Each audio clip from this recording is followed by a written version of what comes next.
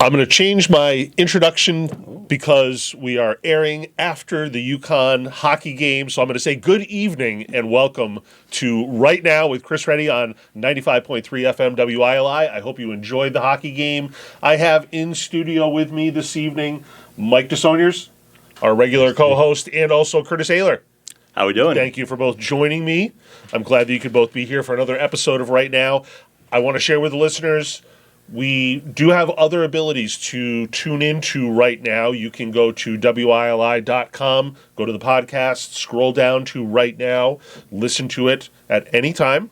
You can also go to YouTube, search WILI Right Now. You can view the in-studio recordings that we do of our show.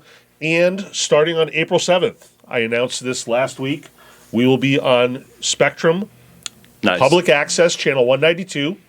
It's happening for real. Yep, it's starting Tuesday, April 7th at 6:30, and then Saturdays at 7 p.m. So we'll have two opportunities for you to watch the in-studio recordings of Right Now beginning in April. So a show's so nice, they're going to show it twice. That's great. Yeah, absolutely. That's awesome. And it starts April 7th. That's my birthday. Oh, Hey, So- very good. We're going to have to really celebrate that one. now I gotta say, I actually was suggested. This is how good YouTube is getting. I was suggested our own show on YouTube the other day when I pulled up their website, and I took a chance to watch one of us. And Mike, I'm gonna have to say we're gonna have to switch seats, man, because this is not my good side. Not the side. No, okay. All right, I'm we're not sure gonna if I have a good side, but we'll try. We'll try. Here we go. All right. So to start off our evening broadcast here on Right Now, I'm going to offer a couple of minutes for my co-host to provide a little bit of local insight into some Wyndham politics. We know that it's budget season. We talked about this last week on both Mike's show and on my show. And I'm going to give you an opportunity to kind of bring this all together as we're heading towards the end of the budget season. It's now passing on to the committees and councils that are responsible for appropriating these funds here. Do you want to give us a little update? Want to start, Curtis? That's a great segue, Chris. Yep. Just as everybody knows, every town in Connecticut's dealing with it right now. Local budget season. Another rough one here in Wyndham, Connecticut. I feel like I've been saying that every year for how many years have I been alive for? It's been quite a while. Ever since I've been in town, it's seems like the story this time of year. I mean, it's kind of nice because you can just like have that conversation with the guy at the coffee shop. You bump into a fellow council member or board member, and you can just say, "Oh yeah, real tough budget year this year, right?" Yeah. Yeah. But anyway, so real tough budget year this year, and just as Chris said, the budget is filtering its way through all the committees and boards that it needs to go through.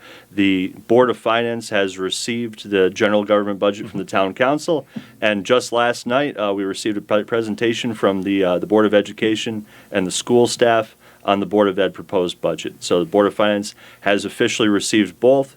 Next up, the big deal for the public, like we talked about Tuesday, April 21st, 7 p.m., Wyndham Town Hall, in the big room. That's the public hearing on the budget. That's when we really want the public to come out strong, come out in person, go ahead and actually physically see the budget, give us your opinions, let us know what your opinions are on the budget. Too high, too low, cut here, raise there. We really want to know because like we talk about every year in this town is a tough budget year, but we really need to know the public's priorities. It's not my job to railroad and put what I want the town to look like through. It's my job to listen to you, just like Mike's been doing over on town council.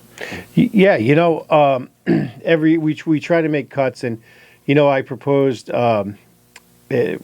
during our council meeting a couple weeks ago that we to go with a one. Go up by one. They wanted two. We negotiated back and forth 1.5. Mm-hmm. And what did that turn into? It turned into 1.7 something mil. I mean, but here's the thing. We've got a little bit of extra money that they found for the third floor renovation that right. they're going to use to pay off some debt service. The problem is this. Mm-hmm. We're using, I guess in terms of a homeowner that homeowners would understand, is we're using our retirement money. and we're at the lot where it's gone. Yep. Okay, this is it. There's no more to borrow. Last year we borrowed money from ourselves. This year we're borrowing again. There's no more. If we don't stop and change the way we're doing business, Yes. we are, there's guys out there that are saying we're going to bankrupt the town. The town's almost bankrupt. They're not far off, when they say this. So people really have to understand that, we have to change the way we do business. One thing, we've got the community center, senior center thing there, and we've got all kind of program coordinators. We've got all stuff going on. We've got big bills for the swimming pool. I noticed something being in the casinos this past weekend. I was there for a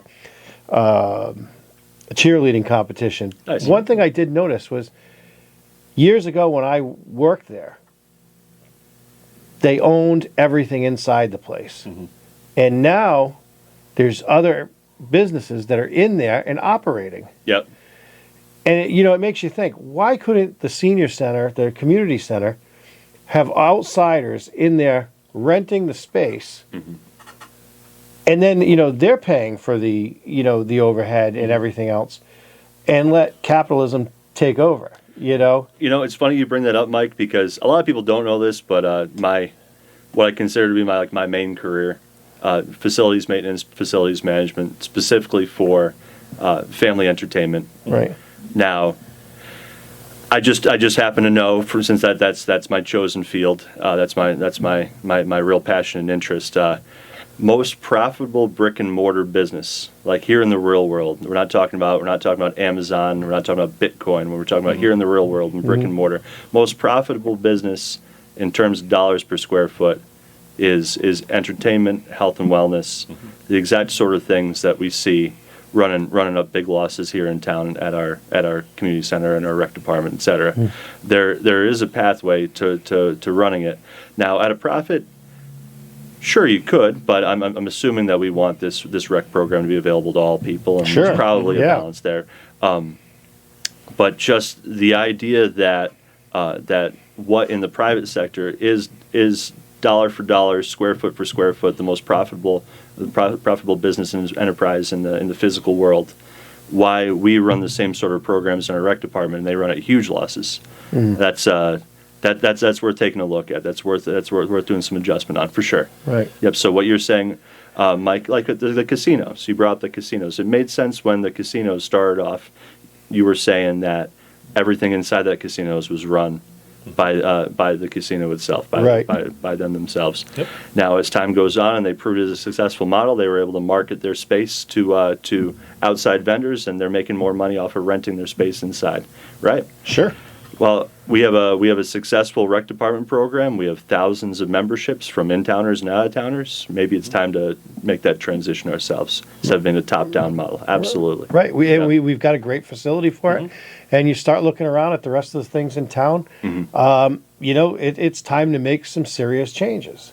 And when it comes to even personnel, you look at personnel, it is time to renegotiate some contracts because we cannot sustain the direction we're going in right now.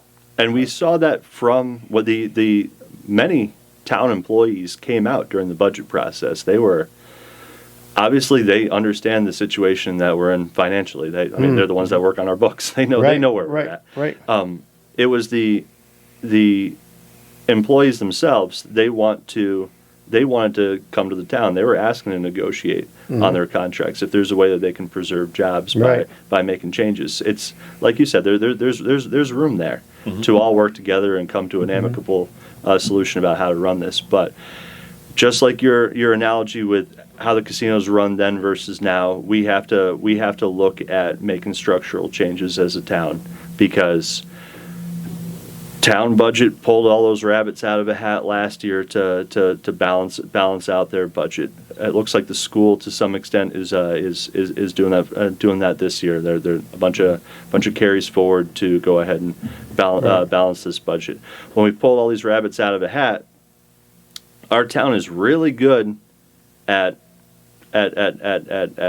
robbing Peter to pay Paul, and then hoping that the state or the feds come in with their big money. And we saw it the last round with this ARPA cash just Right, was just right. flooding the town, and we're getting money to pay bus drivers more than the principal in the school, and all kinds of great federal cash was floating around. But I just don't see that tidal wave of outside money coming in soon. We really do have to look at making structural changes, not the robbing Peter to pay Paul and hoping for a hero.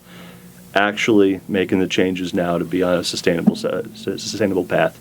Yeah, and we see that at all levels, from local to state to federal, when all that money was dumped into the systems. And for those couple of years during COVID, when the ARPA funds were available, it was very easy to give out that money. Oh yeah. And have very little accountability for it. Oh yeah.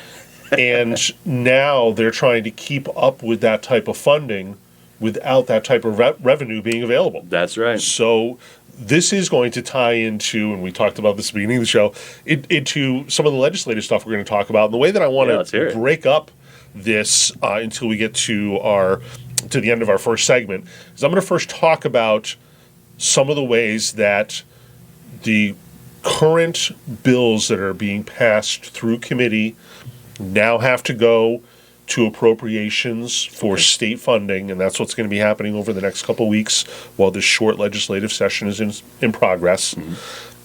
I want to talk right now about how none of these are going to relieve the affordability issues that people are complaining about in Connecticut. First one we talked about, and I kind of previewed this last week, and this is the Climate Super Fund. This is specifically House Bill 5156. The Climate Super Fund. This is the one that is going to be taxing, I'm calling it taxing, but it's going to be charging not only energy producers, but also corporations that expel carbon dioxide emissions retroactively all the way back to the 1990s. They're looking to, to recoup these funds as part of this super fund from these companies.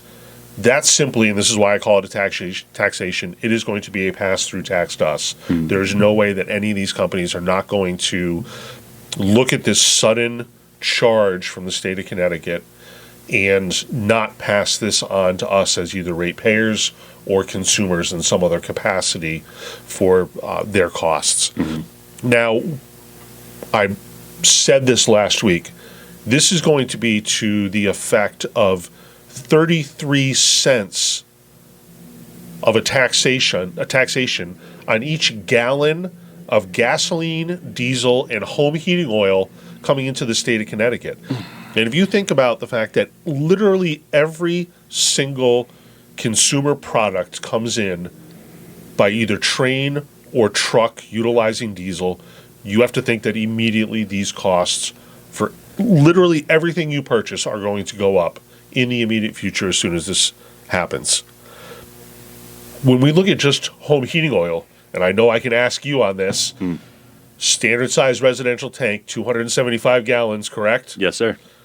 A fill up, just to accommodate this Climate Super Fund now, is going to be about $91 added to the cost of your fuel in a 275 gallon home heating oil fill up. Oh, man. You think about the gasoline going into your car. Are we going to see, we already know that we have some of the highest gasoline tax prices in the nation. Yep, and Right. I just bought a new vehicle with a 302 Windsor, so give me the bad news now. Yep. I mean, I totally expect that we will not see relief like many other areas in the country because of this. Okay. Now, we've mentioned this many times before that a transition to green energy is absolutely important. It is vital. We know this. But can it be done to this degree where it is absolutely crippling people financially?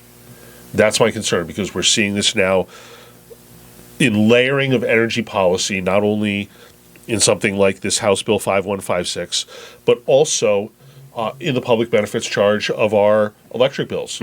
We're seeing how we are going to be funding a number of different programs, again, that layer energy policy and is the single greatest driver of the increase in our utility bills. And guess what? Did you hear last week that we have officially reached number 2 in the nation in electrical costs? That's right. Behind only Hawaii. Well, I mean, it makes sense. I mean, there's so much commonality between the remote Islands? tropical. There's Hawaii, Connecticut. I mean, they're really interchangeable Pretty in my close mind. to the same, right? Yeah, a lot of the same costs. Like we're very isolated out here in Connecticut. It's not like we're in a population center or have all kinds of wonderful infrastructure to be able to get us these resources at a reasonable price, at a reasonable volume.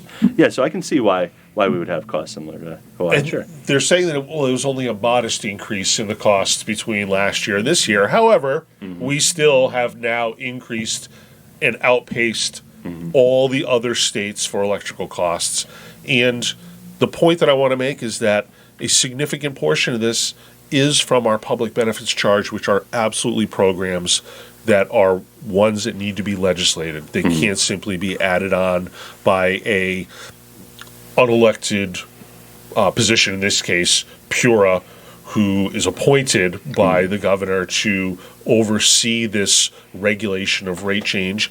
They're telling us now that the next rate increase request from Eversource is going to be the tune of $3 billion that we're going to have to pick up. Yeah. That is storm recovery loss, infrastructure, a whole number of programs we need to see as ratepayers in Connecticut, how this money is being utilized, whether it's being best utilized to help the things that we need in Connecticut and to make sure that our electrical grid is going to be stable for the next few decades. We don't stand a chance getting into the competitive market of AI and data centers with the way that our infrastructure is for our electrical grid. There's no way that a company is looking at Connecticut with electrical costs, with the poor business climate, and we're going to talk about that more in a few minutes, and then having to deal with plugging into a dilapidated old infrastructure of electricity. Because we know right here, we're sitting about a half a mile from the Cards Mill substation. That's one of the worst ones in the state, and one of the ones that needs the most amount of money to bring it up to date. And that's what we're relying on. And it's just, there really, like Chris is saying, there is no pathway to Eversource coming to the state without a huge increase. Just the problems that we have with our infrastructure, even beyond just getting the natural gas to us. Right now, everyone's saying, "Oh, well, I mean, it shouldn't matter what's going on in the Middle East right now because domestic oil and natural gas production is just going gangbusters right now. The whole drill baby drill. I mean, that phenomenon is real. I mean, Texas is burning off their natural gas right now because the prices went negative. Not in Connecticut. We don't have the pipelines to get it to us. We buy foreign natural gas that's subject to all of the variations of international energy markets, which is just crippling. So there's no pathway that our electric bills are going to go down here in Connecticut because of the limits of our infrastructure. You tack on all of these. What's the fancy word they call these surcharges? These hidden taxes. Well, I'm going to say that they're caused by the renewable portfolio standards associated with electrical infrastructure. But what it really comes down to is that we have policy upon policy upon policy, like I said, is layered over many years of trying to set these initiatives. We saw a couple of years ago that Connecticut could not reach the EV standards that were set. And so they said, oh, well, okay, we'll say no right now. We can't do it. But Great. And it turns out that, again, I'm for people utilizing EVs if that's something that fits into their lifestyle. However, out here in eastern Connecticut, the chances of you being able to use your EV and get to where you need to go are probably less because we have very little electrical charging infrastructure compared to Fairfield County. Now, granted, that's where most of the EVs are registered, is within like 9 towns down in Fairfield County, and then I think Glastonbury and Simsbury might be up there also. There's very few towns that really have a large number of EVs that the rest of us are paying to increase that infrastructure. And these are things that we need to be able to legislate. We need to be able to have these discussions on the House floor or the Senate floor to make sure that our money is being appropriately spent. Because there really isn't a lot of that transparency. And a lot of the legislation that we are seeing coming about right now, and we're going to talk about this as we get into our second half of the show in just a few minutes, is that they're trying to consolidate power. They're trying to consolidate control across the state. We'll talk about that. But to finish up what I brought up with this first segment, in additional costs for us, because we've talked about electrical costs, there's a bill that's raised right now specifically increasing the property tax on residential properties in Connecticut that are over $3 million. And while I can agree that we all want to make sure that everybody's contributing, to simply, and again, I'm going to have to say this with Connecticut, we don't do things in big, great steps. We already have local property taxes that are out of control. Now you're going to have a statewide tax that the state legislature gets to pull in on these very expensive properties on top of that. Okay. I think this is a step where they're going to say, okay, well, now it's $3 million. We saw how well this program went. Now we're going to drop it down to $1.5 million. Then we're going to drop it down to $800,000. And all of a sudden there's going to be local property taxes and state property taxes in 4 or 6 years. So these are the things that we need to see as not taking care of the affordability issues in Connecticut. Let's look at a couple of the other affordability issues here that we have to be concerned with. Housing affordability. Yes. We're not truly dealing with the issue of affordability. I see it as opening up availability for developers because we have now legislated the ability for developers to come in to a town and face opposition to something that they might want to construct. This is now a step that not only takes away the control, but doesn't deal with affordability as much as they're looking at dealing with density of housing, which we already know we are one of the most densely populated states in Connecticut based on our size and our population. Some of the things that we need to do, I feel, most importantly, to deal with affordability is to do everything we can to drive down property taxes whenever possible, to drive down all of the excess costs that are put onto the Connecticut ratepayer, the Connecticut taxpayer. Every single chance that they get, they're in our pockets. And this is some of the things that we need to oppose. I've shown some of the things that have been brought up legislatively that are not going to help affordability in Connecticut. We're going to take a break right now and come back while we talk about some of the control that the state is trying to take over on Right Now here on WILI 95.3 FM. Welcome back to Right Now here on 95.3 FM, 1400 AM, WILI. I'm Chris Reddy. In studio with me this evening, we have Mike Desaulniers, we have Curtis Ehler, we have producer Matt, as always, and we have intern Anthony with us. Thank you guys so much for helping out. We appreciate it. I also want to thank Wyndham Industries, Building Strong Foundations for Tomorrow, one of our sponsors. We spent the first segment talking about some of the legislative bills that are being raised from committee to appropriations right now in Hartford and some of the cost impacts that I see it as happening to Connecticut taxpayers. I want to add one more to this, and this is, I want to make sure that people are aware of where this $200 to $400 proposed rebate check is going to come from. Yeah, everybody loves free money, right? Yeah, this is money. this is free money. This is your money that they're now going to return to you under Senate Bill 84. Gotcha. I'll just pay it back double next year, like a payday loan. Sure. Okay, I'll take it. Let's hear it. So this is an act concerning revenue items to implement the governor's budget. Most of it is adjustment to hospital taxes. There is elimination of renewal licenses for healthcare providers, which is something that we talked about, and I absolutely support. Great. I think this is Good something news is that's good. helping to bring healthcare providers, which is a desperately needed demographic of workers, into Connecticut. Hospitals have been seeing shortages of nurses for years now. We have seen the rate that EMTs and paramedics are leaving the state for other opportunities in other states increasing also. So I'm glad to see that. However, Senate Bill 84 is going to be the bill in which the money that you have already paid as a taxpayer is going to be returned in a rebate check in the amount they're saying right now about $200 to $400, and happening to fall conveniently just before an election cycle. Well, let's see. Is 400 enough for me to vote blue? Certainly, I have to say that if there is a surplus of money where they're considering giving us money back, you are taxing us too much. That's right. Like, come on already. All right. So there are some other things that I think are going to make Connecticut less affordable, and I want to talk about just one quick thing. Then we're going to move into a little bit of the control aspect of what I see happening in the legislature this year also.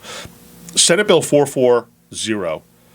This is one that's already been vetoed twice. So we're bringing this back up again for its third try here. Why not? This speaks specifically to the business hostile environment of Connecticut. I don't think in a good way, like they're trying to help. Oh no. This is the one that says that there will be a unemployment fund for striking workers after they reach the 14-day mark of striking or arbitration between themselves and an employer. Okay. If we are looking to bring large industry in, and they're looking to add all these unionized workers, they want to unionize Uber and Lyft drivers, they want to unionize all the gas station employees along all the highways, they want to unionize everybody. And now we're going to say that if you don't like the way that your employer is treating you and you want to go into arbitration and potentially strike, well, there's a safety net, because as soon as you reach that 14-day mark, now all the employers in the state of Connecticut are going to have to contribute to a fund that is now available for striking workers to receive unemployment benefits. Well, I mean, So we won't have anybody working. Everybody will be on strike. Seriously, I I mean, don't. we're all. I think everyone in the state can agree. We're all sick of having all those jobs at Electric Boat. I mean, who needs jobs when we can just sit around on unemployment? Go strike. I don't see this helping negotiations in almost any way. Like, isn't that the whole point? Is like, I'm pretty sure they build boats down in Virginia too, right? They don't have to build them here, right? Right. I'm pretty sure there's a multi-billion-dollar investment in a shipyard in Philadelphia from a Korean concern, and their number one priority is to start building submarines. So, yeah, we might not be looking so appealing. out of touch. Yep. So now let's start to talk about some of the concerns that I have over some of the control issues. And one of these I brought up last week, and this was regarding voting and the administration of the election process, and how they're trying to pass legislation that says that whenever necessary, the state, specifically the Secretary of the State and the State Elections Enforcement Commission, can step in and administer elections where they deem necessary. Oh, and I'm sure they have a really clear definition of when it's necessary, right? We do not. You don't say. I would probably say it's when one of their blue constituents has a chance of losing. We might step in and take over maybe some college towns and That's right. Make sure they're voting the right way. Yeah. So we have now a housing bill that we've spent a lot of time in the past few months talking about, where we're losing the ability to have local planning and zoning develop the way that our communities are going to grow. Yeah. And that's on the books right now. That's not Yes. that's not a proposed. That's not a proposal. That's They're adding to it. that's what we're living with right now. We And they're haven't adding to even, it. yeah, we haven't even been, a year into this housing bill changes, and we're already making adjustments to further, to further the agenda of affordable housing. So we've lost control now of our local registrar of voters, because if elections aren't conducted the way that they feel necessary, we're going to have the state take over. There you go. We now have our local planning and zoning, our elected officials who we feel know our local communities the best in the State way took it that our our constituents feel that we should be growing these communities. Now that's taken away because someone in Hartford feels that they know better. We're going to now look at another bill, which is House Bill 5003. I mentioned this a couple of months ago, and this one has to do with education in the state of Connecticut. And part of 5003 is, again, that it's going to take away local control of boards of education and shift that authority to state and other private entities whenever they feel necessary again. And the case that they're using is Bridgeport. Okay. Saying the state, I mean, we saw it happen years ago when Bridgeport was run into the ground. The state had to come in and bail them out and oversee everything. Well, now we're going to see that they're going to have an authority to make sure that they can take over the Board of Education and implement the changes that the state feels the local authorities can't do. Now, it's unfortunate, again, that we have a one-size-fits-all type mandate where one town is going to influence the other 168 of us. One-size-fits-all solutions, I can understand that some people feel like this is taking the power away from towns, is a way to keep these rich towns from being discriminatory, little class war situation, something like that. But this cuts both ways, everybody. This cuts both ways. Not just Bridgeport, the town of Wyndham right here got our education got taken over by the state. We had a state special master, and that was the start. That was the start of the rapid growth in administration, the rapid growth of the central office, which dogs us to this day. What a huge proportion of our education budget now is administrators upon administrators, and they have secretaries, and their secretaries have secretaries, and their secretaries have assistants to the administrator, to the point where you wonder who's actually in the classroom with the kids anymore, who's actually in the hall with the kids anymore. I mean, and that all started from someone in the state thinking that they know how to run a small town. The Adamowski era here in town. And, and you look last night at the presentation, there was a small army of administrators. A whole side of the room. The whole side of the room. I felt, that one side, that left side of the room there was just full of administrators. And, they all had their jobs. But when you look at it like that, you wonder, Now, they're a great team. I really like our central office staff. I think that they're so competent and so smart. Especially they got a new finance director that really impressed me with his presentation on his budget last night. They're great. Is that the right size and the right fit for a school system of 3,000 kids? With all of our pre-K, that's about 200 students per class. Do you need as many administrators as you have kids in each class? I don't know. But that has been the trend that you've seen over the past few years where, especially in Connecticut, because of the unfunded school mandates that now have to be absorbed into the local school budgets, administration costs are the ones that have gone up significantly. It's been along the lines of like 30% statewide. Absolutely. Yeah, it's not just here in Wyndham. Yeah. But it was really exacerbated by the state takeover, when the state thought they knew how to run our education system better than us, the top-down strategy.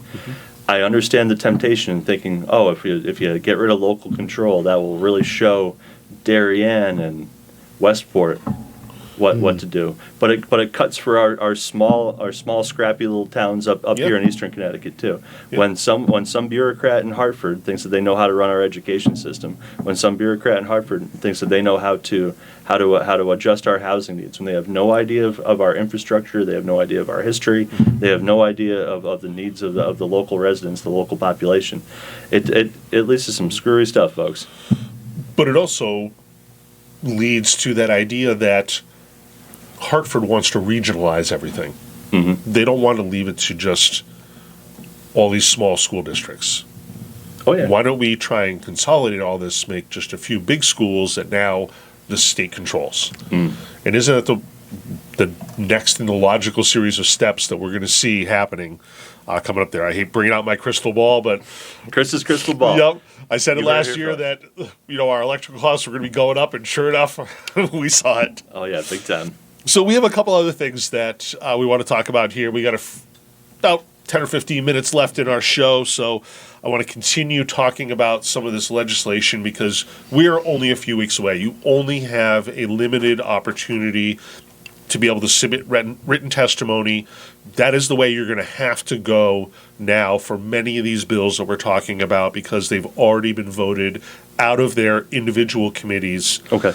If you hear any of these bills that you want to follow, the way you can do that on the CGA website is to look up the committee. For instance, some of the things we've been talking about with voting are under Government Administration and Elections Committee. You would look under Government Administrations and Elections. You can have an opportunity to submit written testimony right there for any of the bills that you oppose. But you can go through that and do this with any of the committees, from Judiciary, which we're going to talk about in a minute, to Environment and Technology, Energy and Technology, Environment, Education, the elderly. All these committees each have bills that are raised out of committee and then finally go to appropriations. And as we've talked about before, this legislative session was specifically supposed to address budgetary changes for appropriations, and we have been inundated by a number of other bills. We spent a lot of time last week talking about homeschooling and vaccine schedule. That are things that have been brought up. We did speak for a few minutes, and this is the next one I want to bring up that's under Judiciary. This is 5043. And if you remember, this was the one that deals with banning firearms that are the ones now made infamous because you can put a switch into them, a part that is already illegal, modification that is already illegal, but now we're going to take the whole class of weapons that this can be applied to and ban them in Connecticut. So the way that I feel about this is that in no way is it actually going after the bad actors, the people who are converting these guns over. They consider them convertible to fully automatic. It really is just it affects some also very common manufacturers. So these are not some small startup business that has manufactured something that is suddenly an illegal gun. These are well-established manufacturers, some of them right here from Connecticut, Smith & Wesson. Okay, Glock, Sig Sauer, they all use the same type of striker-fired mechanism that would allow them to be converted in this regard. What they're worried about is these guns being used in violent actions. A lot of times, you see this when we are looking at arrests that are made gang-related, and they found this Glock that had this switch that was applied to it. What we're doing here is not going after the real problem, which are the criminals with the guns who use these guns in this manner. We're going after law-abiding citizens right now by saying that there is going to be a ban effective July 1st, 2026, and if you try to sell, if you try to purchase any of these weapons, any of these guns, it is now a Class D felony. So now you're taking someone who's a law-abiding citizen and saying simply by the fact that you are now a gun owner, you potentially, without declaring this, being a part of a list somewhere, you are now a Class D felon, subject to 5 years in prison, up to 5 years in prison, or up to a $5,000 fine. I'm sure there's a generous buyback program. No, you are going to, if you have one of these guns, you are going to be, from what I understand, you're going to be grandfathered in and allowed to keep it, but you can never transfer that gun. When it comes time, if this becomes something in an estate, it's probably going to have to be surrendered to the state after an estate. So there's a lot of concerns that I have there. The other concerning part of this bill and the other bill that has to do with gun legislation is that they are trying to now define parts of a gun as a specific firearm. And that's specifically to regulate the sale and control of these. There are concerns that people have legitimately about these ghost guns where you can order parts online, you can go to a gun show and purchase a specific piece of a gun and then assemble something on your own. Okay. I agree that there is concern for that because that is how some guns are ending up in illegal hands. Okay. And in criminal hands. What I don't like about this is now you're looking at a piece, like a part of your car that wears out. It's a machine. It's a mechanism that is going to have some failures. Sure. And at some point in the life of a firearm, you're going to have to potentially replace a barrel, replace a slide, replace a trigger assembly. Yeah. Any moving part, any part of it wears stress. Yeah. Yes. Are we now going to have a list recording every time you buy a piece or a part? Is everything going to have to be serial numbered? I don't agree with that. I think that this is, again, a significant overreach of the government into law-abiding citizens and not truly getting to the issue of the criminal use of these firearms, which is what they claim that they are going to be attacking. So go ahead. You could. No, it's just so interesting to be going over components of guns and already illegal modifications of guns. Just the idea that you're going to stop it at the manufacturer or the legal owner point, it's just inconceivable. We all know, additive manufacturing, 3D printing. The number of small machine shops in Connecticut. I mean, if you think that you're going to somehow legislate out the modification of guns and individual gun components, that's it's beyond reason. So now let me add on to. Oh, go ahead. Do you want to say something, Mike? No. I just. I just want to add on to this just a little bit that at the same time as the Judiciary Committee is legislating and raising concepts for bills such as this, they are also saying at the same time that anyone under the age of 26, their brain is not fully developed, so we need to take into consideration when sentencing and then assessing parole eligibility the fact that this is somebody who could not conceivably have made a good decision. And in many cases, I'm reading about someone who's 17 or 18 years old is found in a stolen car with a gun, but the gun charges are dropped because, well, it wasn't used in the commission of the crime. Nobody was actually shot. Right? There are multiple problems there. Like, you have someone who clearly is not supposed to own a gun, has a stolen gun in a stolen car. At what point are we going to address the illegal use of the gun rather than going after the legal gun owners? And that's what I want Connecticut to realize. Yes. I know how emotional a subject this is for people because of the proximity to Newtown and what happened in Sandy Hook. And that is a huge concern for people in Connecticut. And I understand that.